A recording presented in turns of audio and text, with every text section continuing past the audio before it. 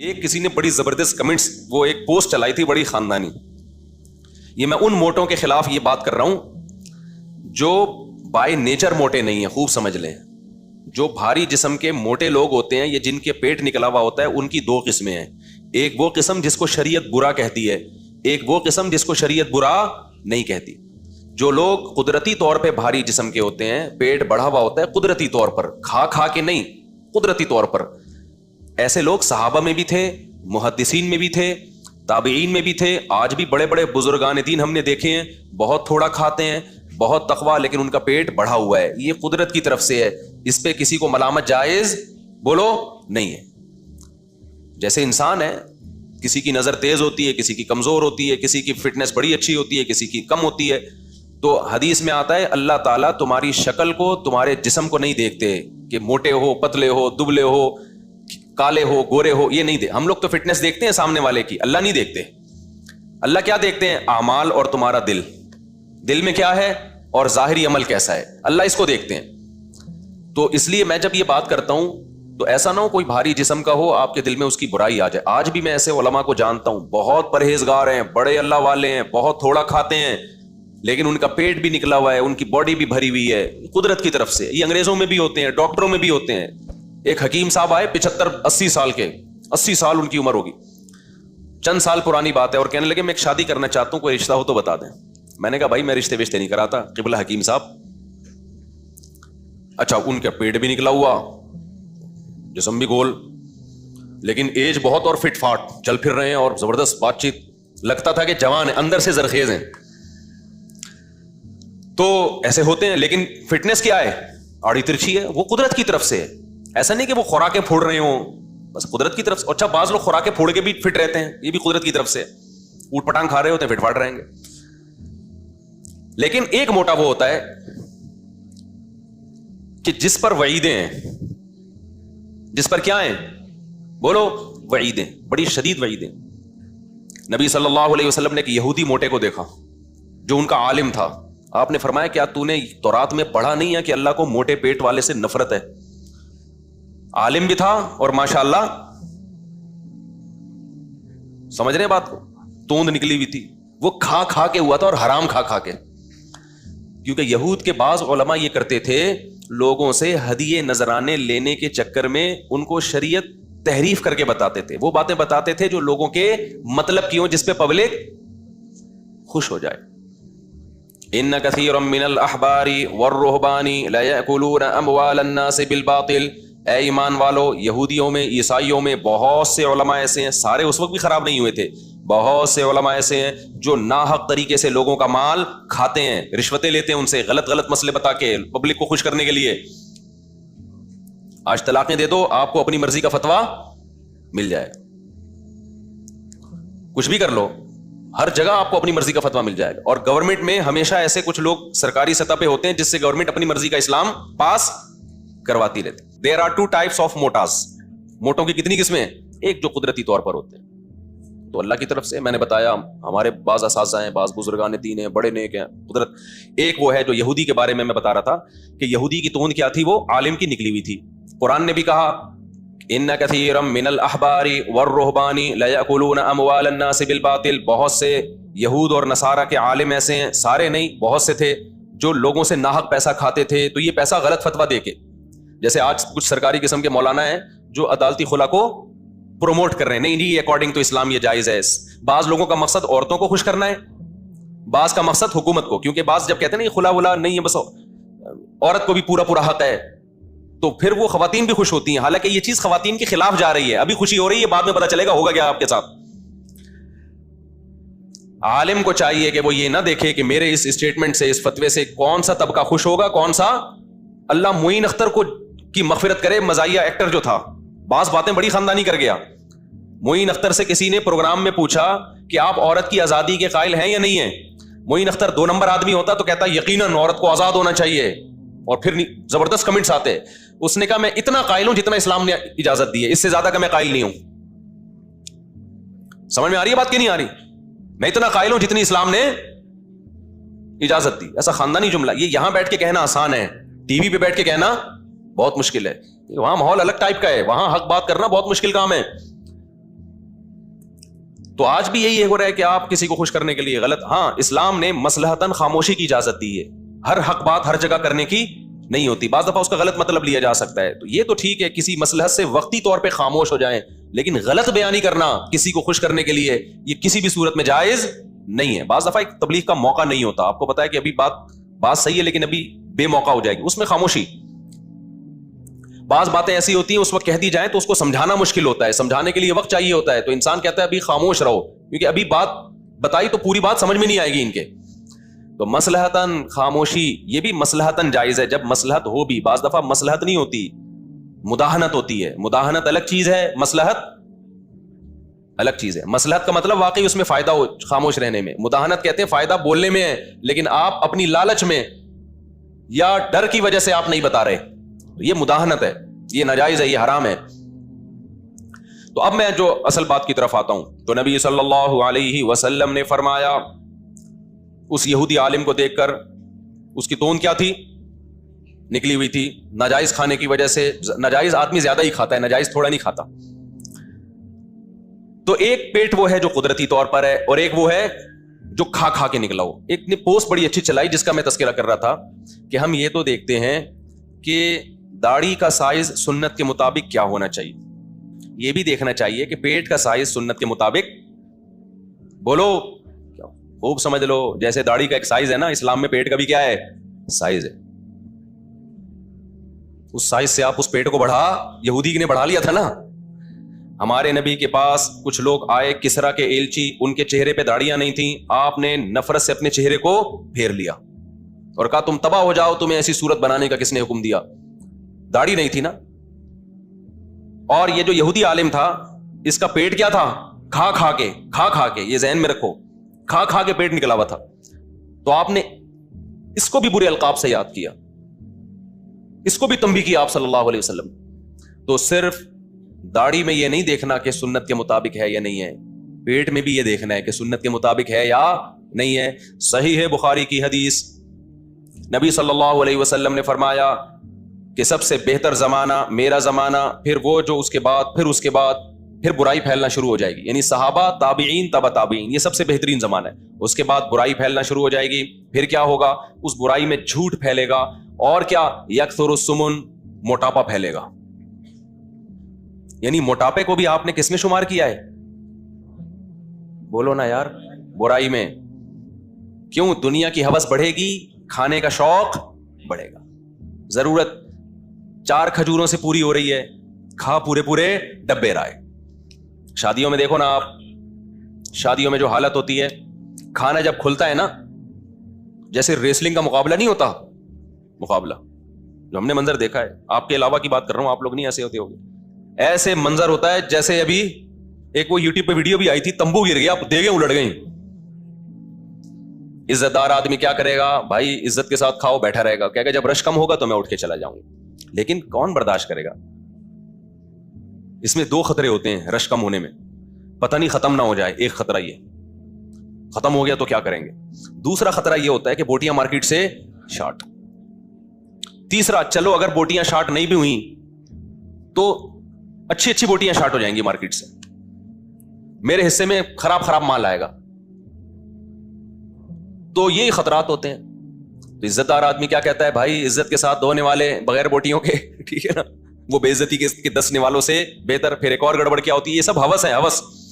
پھر ایک اور گڑبڑ کیا ہوتی ہے, جو پہلے بھاگ کے کامیاب ہو گیا نا بریانی تک پہنچنے میں, سب کو دھکیل کے پہنچ گیا, وہ جیت گیا میچ, وہ اس کو پتا ہے کہ میں اتنا نہیں کھا سکتا, لیکن پلیٹ میں بھر کے نکالے گا اور ساری بوٹیاں انڈیل لے گا اس کے اوپر. کیوں, اس کو یہ خطرہ ہے کہ اگر میں نے تھوڑا نکالا تو ہو سکتا ہے اگلے چکر میں کچھ نہ ملے. جبکہ آج تک ایسا کبھی ہوا نہیں ہے اس کے ساتھ, تجربے بتا رہے ہیں کہ ایسا ہوا نہیں ہے, لیکن پھر بھی ڈر ہوگا, ایک لاشعور میں خوف, کیسا نہ ہو کہ ختم ہو جائے, اور بوٹیاں بھی بھر لے گا اتنی نا, کیسا نہ ہو اگلے چکر میں گوشت ہی نہ ملے. بھائی یہ بہت بری حرکت ہے, کائنڈلی یہ انسانوں پہ سوٹ نہیں کر, آرام سے بیٹھے رہو. جہاں اتنی دیر بھوک, دیکھو اسلام اگر کوئی حکم دیتا ہے نا, اس میں صحت کا کبھی نقصان نہیں ہوتا. اسلام میں کھانا سنت ہے یا بھوکا رہنا سنت ہے, مجھے یہ بتا دو. کوئی ایک حدیث بتاؤ جس میں نبی نے فرمایا جو پیٹ بھر کے خوب رج کے کھاتا ہے وہ جنت الفردوس میں بغیر حساب کتاب کے جائے گا. کوئی ایک حدیث ہے ایسی؟ بھوکا رہنے کے فضائل ہیں. نبی نے فرمایا میں چاہتا ہوں ایک وقت کھانے کو ملے تو اللہ کا شکر ادا کروں, ایک وقت بھوکا رہوں تو صبر کا ثواب لوں. صابرین اور شاکرین دونوں جنت میں جائیں گے نا, تو کبھی صبر کبھی کیا ہے شکر. ہمارے نبی کے ساتھ تو ایسا ہی ہوتا تھا, کبھی بھوک سے ہیں. اچھا ڈاکٹروں نے بہت ڈرا دیا ہے بھوکا رہنے سے, ایکچولی آپ کے نا یہ کم ہوتا ہے, یہ والے ٹوپی ڈرامہ کچھ بھی کم نہیں ہوتا بھوکا رہنے سے. کھانا بہت ضروری ہے ایکچولی, ٹوپی ڈرامہ. صحابہ ایسے حالات بھی آئے ہیں صحابہ پر کہ 24 گھنٹے میں ایک کھجور, جنگیں لڑی ہیں, روم اور فارس کی سلطنتوں کو الٹا دیا انہوں نے. ہر وقت کچھ نہ کچھ ایکچولی پیٹ میں ہونا. ہم بچپن میں ڈاکٹروں سے بہت سنتے تھے تھوڑا تھوڑا کھائیں, پیٹ خالی نہیں رہنا چاہیے. خالی نہیں بھائی, کچھ السر کا مریض ہوگا تو پیٹ خالی ہونے سے نقصان ہوتا ہے, نارمل آدمی کا پیٹ خالی ہونے سے کوئی نقصان بولو نہیں ہو, کچھ بھی نہیں ہوتا. نہ مرے گا نہ کمزور ہوگا. جب آپ کھائیں گے نا وہ ریکوری خود بخود ہو جاتی ہے. ہاں پیٹ خالی رہنے سے جب نقصان ہوتا ہے جب قیامت تک خالی رہے, کبھی کچھ جائے نہیں اس میں, پھر تو مرے گا ظاہر ہے, خوراک تو چاہیے. لیکن ایسا نہیں ہے جیسا بتایا جا رہا ہے. اگر بھوکا رہنے سے صحت کو نقصان ہوتا تو اسلام میں کھانے کے فضائل ہوتے, بھوکے رہنے کے فضائل نہیں ہوتے. رمضان کے روزے نہ ہوتے اسلام میں, پیر جمعرات کا روزہ نہ ہوتا, ایام 20 کے روزے نہ ہوتے. پھر ہمارے نبی صلی اللہ علیہ وسلم کی عادت کیا تھی؟ رمضان کے تو رکھتے تھے آپ صلی اللہ علیہ وسلم, آپ پیر جمعرات کا بھی رکھتے, آپ مہینے میں 3 ایام 20 کے بھی رکھتے, اور اس کے علاوہ بھی کبھی رکھتے. تو حضرت عائشہ فرماتی ہیں ایسے پے در پے نفلی روزے رکھنا شروع کرتے کہ ہمیں لگتا کہ اب کبھی ناغا ہی نہیں ہوگا, ہمیشہ رکھیں گے روزے. پھر چھوڑنا شروع کرتے تو ایسا لگتا کہ کبھی اب رکھیں گے ہی نہیں. یہ بھی ایک معمول ہے, کنٹینیو رکھنا شروع کرتے پھر کنٹینیو چھوڑنا شروع کرتے. کھانے کا کہیں بھی یہاں تذکرہ کہیں ہے کہ کھانا شروع کرتے تو کھانا ہی کھاتے ہی, ایسا کہیں بھی نہیں ہے.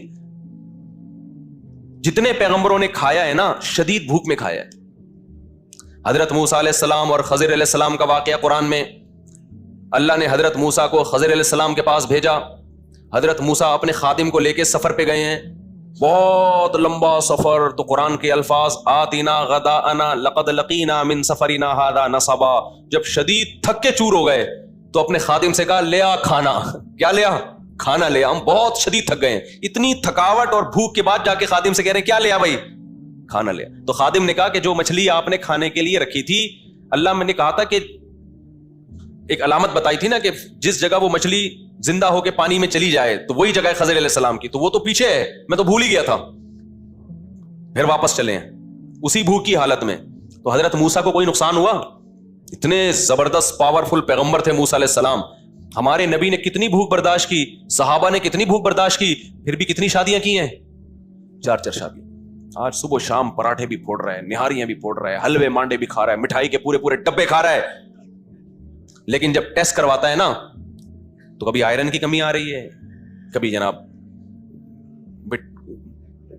وہ اس کی سلفر, وہ اس کی کیا ہے یار, بہرحال بہت ساری چیزوں کی کمی آ رہی ہے. پورا صحیح پاکستان میں کوئی بھی بولو, کیلشیم کی کمی آ رہی ہے, مختلف قسم کے وائٹامنس کی کمی آ رہی ہے. ڈاکٹر پھر کھلوا رہے ہوتے ہیں کہ یہ کھائیں آپ, یہ کھائیں, وہ بھی کہہ رہے ہیں کھائیں, مزید کیا کریں. وہ ایک آدمی حکیم کے پاس گیا, حکیم سے کہنے لگا بدہضمی ہو رہی ہے, بہت کھا لیا. حکیم نے کہا یہ 2 گولی کھا لے ہاضمے کی. اس نے کہا اس کی جگہ ہوتی تو اور نہ کھا لیتا میں, اسی وجہ سے تو بدہضمی ہو رہی ہے کہ جگہ نہیں چھوڑی. تو بھوکا رہنے سے میرے بھائی کوئی نقصان نہیں ہوتا, رہ کے دیکھو. تو اچھا یہ بات ذہن میں رکھو, جب بھوکا رہو نا بہت زیادہ اور کم کھانا کرو تو پھر کھانے کا معیار بڑھانا پڑے گا آپ کو. ایسا نہ ہو کھانا بھی کم کر دو اور کھا بھی وہی رو جو کھا رہے ہو بھی, تو پھر مارکیٹ سے کیا ہو جاؤ گے, شارٹ. صحابہ کم کھاتے تھے لیکن اچھا کھاتے تھے, پراٹھے میری طرح نہیں کھاتے تھے. سمجھ رہے ہو کہ نہیں سمجھ رہے؟ اب تو ہم نے بھی فی الحال چھوڑے ہوئے رمضان میں. تو یہ ذہن میں رکھنا کہ کسی سنت کو آدھا فالو کریں تو پھر فائدہ نہیں ہوتا. آپ نے 4 شادیاں کر لی سنت کی نیت سے, عدل کا جو حکم تھا وہ والی سنت آپ کو یاد نہیں رہی تو بیڑا غرق ہو جائے گا نا. آپ نے جلدی شادی پر بیان سن لیا, یہ والا نہیں سنا کہ اپنے خرچے پہ کرنی ہے, ابا کے خرچے پہ نہیں, تو نقصان ہوگا نا, ابا کو ٹینشن دے گا جا کے. تو آدھا بیان سنتے ہیں آدھا رہ جاتا ہے. جس دن 4 شادیوں پہ بیان ہوتا ہے اس دن آئے ہوئے تھے, جس دن حقوق پر بیان ہوا اس دن مارکیٹ سے آپ کیا تھے, شارٹ تھے, تو بیڑا غرق ہو جائے گا. پھر جس دن بیان ہوا کہ بالغ ہوتے ہی شادی کرو اس میں تو آپ آئے ہوئے تھے. اگلے ہفتے یہ بیان تھا کہ اپنے خرچے پہ کرو، اس میں آپ نہیں تھے تو ابا کا خون پی رہے ہو جا کے. تو اسی طرح یاد رکھو کہ یہ جو اسلام میں بھوکا رہنے کی فضیلت ہے، پھوڑنا پھاڑنے کو پسند نہیں کیا گیا. روزے رکھو. حضرت داؤد علیہ السلام کا روزہ دیکھو، حدیث میں آتا ہے بہترین روزہ داؤد علیہ السلام کا تھا. ایک دن روزہ، ایک دن ناغا. ساری زندگی داؤد علیہ السلام نے یہ کیا ہے. اور جنگیں کتنی لڑی ہیں. داؤد علیہ السلام تو مشہور ہی مجاہد ہونے کے لحاظ سے ہیں. یہودیوں کی کتنی بڑی سلطنت اور ریاست قائم کر دی. جالوت جیسے پاورفل کمانڈر کو قتل کیا کس نے؟ داؤد نے. اتنی طاقت جنگوں میں، بڑی بہادری دکھا رہے ہیں. کھا کیا رہے ہیں؟ ایک دن روزہ، ایک دن ناغا. پوری زندگی اس پر عمل کیا ہے. تو اس سے پتا چلتا ہے روزہ رکھنے سے کوئی کمزور نہیں ہوتا. تو اب میں یہ بات کر رہا تھا کہ وہ کمزور تو نہیں ہوتا، لیکن شریعت کو پھر پورا فالو کرو. ہمارے نبی نے کم کھایا ہے، صحابہ نے کم کھایا، لیکن جب کھایا تو پھر اچھا کھایا ہے. آپ نے پتا چلا کم بھی کھانا شروع کر دیا اور کھا یہی بریانیاں ہی پھوڑ رہے ہو، آئل، کوکنگ آئل جو آپ کھا رہے ہو، اور لڈو کھا رہے ہو، رسگلے پھوڑ رہے ہو، تو پھر آپ مارکیٹ سے بہت جلد کیا ہونے والے ہو؟ شارٹ ہونے والے. تو جب آپ کم کھاؤ گے تو پھر کھاؤ گے کیا؟ میں بتا دوں آپ، کیونکہ اپنے خرچے پہ کھانا ہے، میرے خرچے پہ تھوڑی کھانا ہے آپ نے. ایسا نہ ہو آپ مجھ سے آ جاؤ کہ آپ نے مشورہ دیا تھا تو پیسے دے. کھانا آپ نے اپنے خرچے پہ ہی ہے. تو پھر زیتون کھاؤ. قرآن میں کس کی تعریف ہے؟ زیتون کی. انار کھاؤ. نبی نے فرمایا ہر انار میں ایک دانہ ایسا ہوتا ہے جو جنت کا ہے. کیا مطلب؟ ترغیب دی جا رہی ہے پورا انار کھاؤ، چھوڑو نہیں. ہو سکتا ہے وہ دانہ جنت سے آیا ہو، برکت ہے اس میں. اور انجیر کی قرآن نے تعریف کی ہے، والتین والزیتون. زیتون کی قسم، انجیر کی قسم. زیتون کبھی پکا کے نہیں کھانا ہے، ہمیں آ رہی بات، کچا کھانا ہے. اور میرے بھائی نبی نے اونٹ کا گوشت کھایا ہے، نبی نے بکرے کا شانہ کھایا ہے، جو بکرے کا گوشت آپ کو بہت پسند تھا، جو دستی کا گوشت جسے کہا جاتا ہے، آگے والا حصہ جو ہوتا ہے نا، اس کا گوشت آپ صلی اللہ علیہ وسلم کو بہت زیادہ پسند تھا. باب ما جاء فی انحش اللحم نحشا. ترمذی میں حدیث ہے اس بارے میں، باپ کے گوشت کو دانتوں سے نوچ کے کھاؤ. کیونکہ ہمارے نبی کیا کر رہے تھے؟ کبھی آپ نے چھری سے بھی کاٹ کے کھایا اور کبھی آپ نے ڈائریکٹ دانت سے بھی. تو صحابہ نے اس کو بھی بیان کیا اور محدثین نے باب باندھ دیا. سمجھتے ہو کہ نہیں سمجھتے؟ تو یہ چیزیں ہمارے پیغمبر نے کھائی ہیں. جو کی روٹی کھائی ہے. ہم بغیر چھنا سفید آٹا پھوڑتے ہیں، کھاتے واتے تو ہیں ہی نہیں نا. کیا کرتے ہیں ہم؟ ایک تو گندم، اوپر سے وہ بھی سفید آٹے والی. پھر کہتے ہیں پیٹ میں پتہ نہیں مسئلے ہی حل نہیں ہو رہے پیٹ کے ہمارے. وضو ہی نہیں ٹھہرتا. مفتی صاحب نماز کیسے پڑھوں میں؟ تو وضو تمہارا ٹھہرے گا کہاں سے؟ کہتے ہیں کہ ہمارا وضو ٹھہرتا ہی نہیں. جب بہت زیادہ کوئی تنگ کرتا ہے تو میں کہتا ہوں ایک ہی آپشن رہ گیا، یا تو اپنے پیٹ کا علاج کرا لے بھائی، یا پھر یہ کر لے. اچھا وہ کیا تھا؟ میں بات کیا کر رہا تھا یار؟